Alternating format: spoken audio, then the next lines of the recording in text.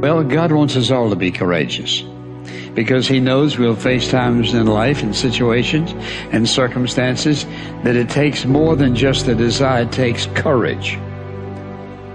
Many people operate on the basis of fear, on the basis of what other people think. We as believers should operate on the basis of courage. Courage to say no when we ought to say no. Courage to say yes when we should say yes. So what kind of courage do you have? Is yours sort of floating between depending on the situation? Or do you know the difference between right and wrong for your life? And you've made up your mind. Do we sit down and let change just happen to us? Or are we just watching change happening around us? Or are we aware that change is happening within us? Or are we going to be those proactive people who make sure that we affect what happens to us? Change also produces 4 types of people. They are in this room. First of all, there are people who watch things happen. Not all change is improvement. You used to weigh 128, and now you changed. And for some of you, that's not an improvement. You lost your wardrobe. You lost your ability to climb up steps fast. You even lost the quality of health that you had. Change doesn't mean improvement all the time.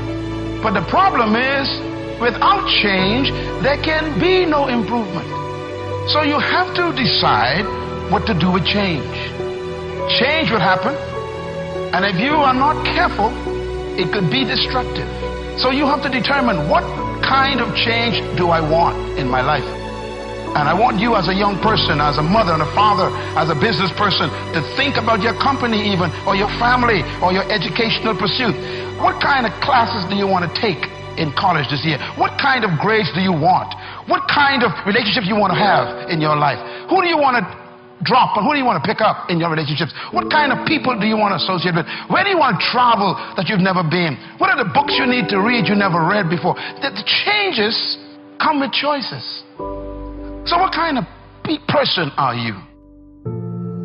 Drive. That's this puppy right here. This is what you want. This is your prefrontal cortex. Drive is the mode where you're in charge of your thoughts, okay? It's where you are fully awake, you are present, and you are driving your thoughts and actions. When you're doing that, your prefrontal cortex is active. The prefrontal cortex is the part of the brain that you need in order to learn new behavior, in order to do something difficult, in order to do something uncertain, in order to do strategic thinking. So I'm going to give you an example. So I'm a righty. If I were to try to write with my left hand, Lewis is going to torture me and tie my hand behind my back and make me do this, I could do it. It would look like I was writing with my foot. And if Lewis came up to me and said, "Hey, Mel, you want some bulletproof coffee?" I'd be like, "Lewis, I'm trying to concentrate. I can't do this." My prefrontal cortex would be el fuego, because it is firing on all cylinders to communicate to my hand new behavior.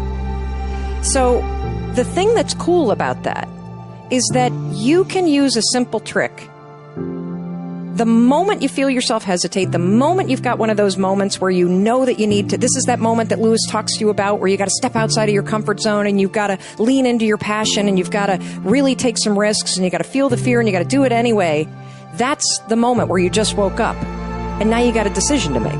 Are you going to drift back into the habits, or are you going to awaken your prefrontal cortex and drive forward and focus and do something new? I am a strong believer that we quit. Because why? How the f*** is a 297-pound cockroach guy who quit on everything is now considered one of the baddest men on the planet? How is that possible? It means I had to change one thing, my mindset.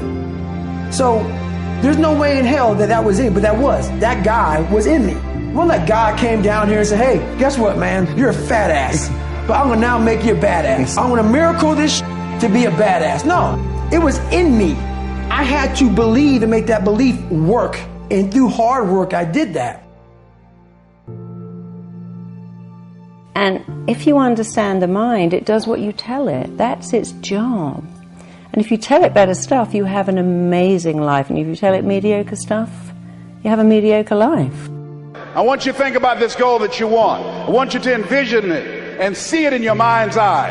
And every day say to yourself that it's possible.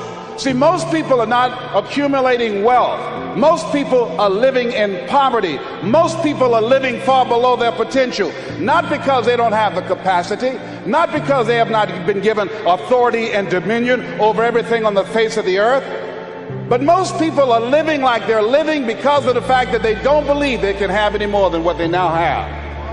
In the book called Miseducation of the Negro, Dr. Carter G. Woodson said, if you can determine what a man shall think, you'll never have to concern yourself with what he will do. If you can make a man feel inferior, you never have to compel him to seek an inferior status, for he will seek it himself. And if you can make a man feel justly an outcast, you never have to order him to go to the back door. He'll go without being told. And if there's no door, his very nature will demand one. That's why Scripture reminds us, be ye not conformed to this world, but be ye transformed by the renewing of your mind. So every day you have to sell yourself and get out of your mind those old thoughts, that old belief system. Every day you've got to sell yourself on that it's possible. That you got to put a new mind in you. You got to get out of your mind. You got to begin to restructure your thinking. Every day you've got to begin to recondition your mind. See, many of us go through life making choices, thinking it's our choices, and it's not. What do you mean by that? I'm reminded of the great anthropologist Margaret Mead. She was in a restaurant in Europe, and a waiter saw her and said, "Oh, how are you? I'm so glad to see you." He said, "There are several other Americans here tonight." And she said, "Is that right?" He said, "Yes." She said, "When you serve them dessert, let me know and I'll tell you exactly how many are here." He said, "That's not possible." She said, "Let me know after you serve dessert." When he served dessert, he came back and he told her. She got up, she walked around, and she looked and she observed, and she said, "You have exactly 65 Americans here." He checked the guest list and he was amazed. He said, "How did you know that?"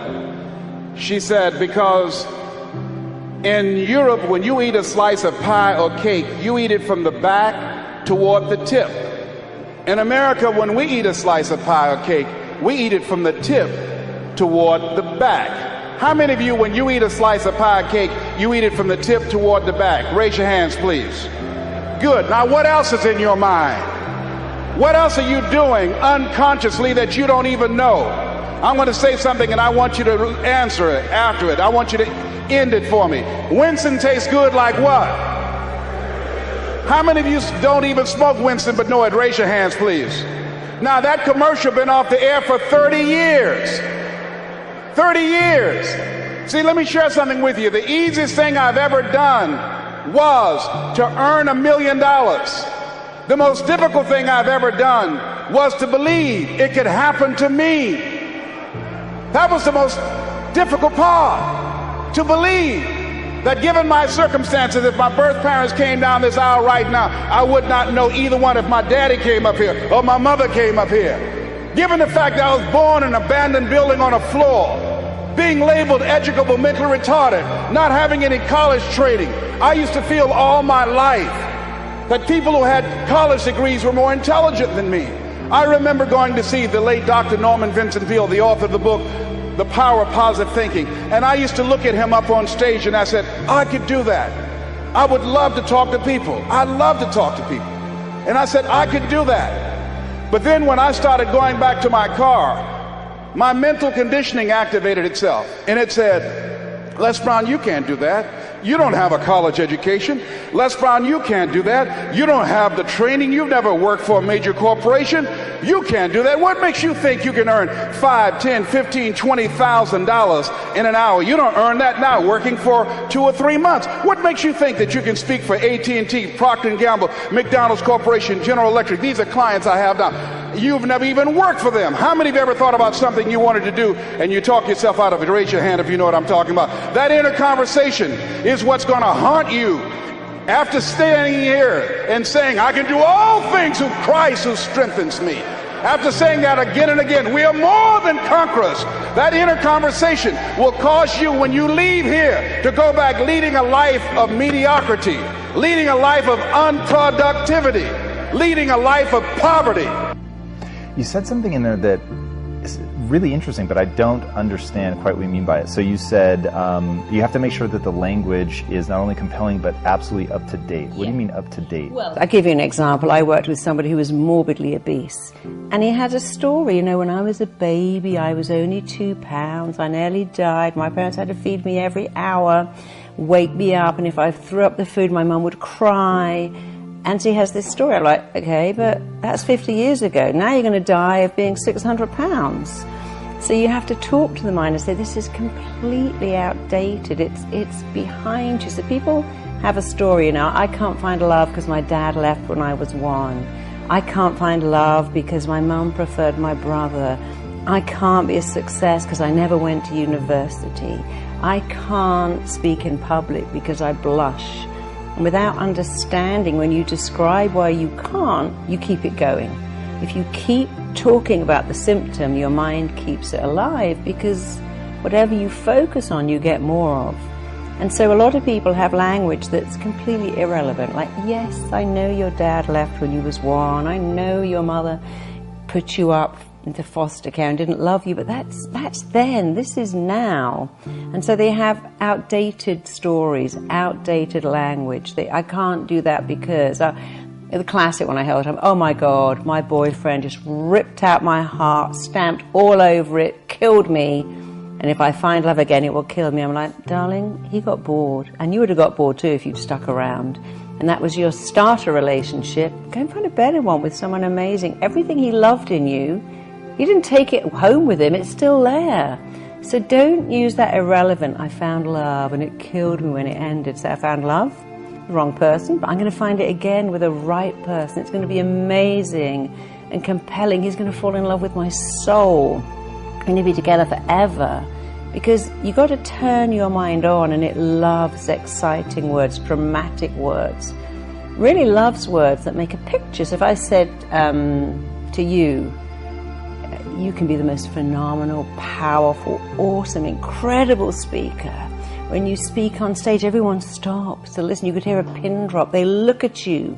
They hear what you're saying. They like you. The mind goes, oh, I like this. I know where I'm going here. But when you go, I'm not bad at speaking. Sometimes I'm quite good. Occasionally, I really get it right. The mind goes, what are you talking about? That's not dramatic enough for me. Yeah, I'm a huge believer in the power of self-talk, and that the way that you talk to yourself is going to have a profound impact on how you move forward, and like you said, getting excited and using big language. I'm way on board with that.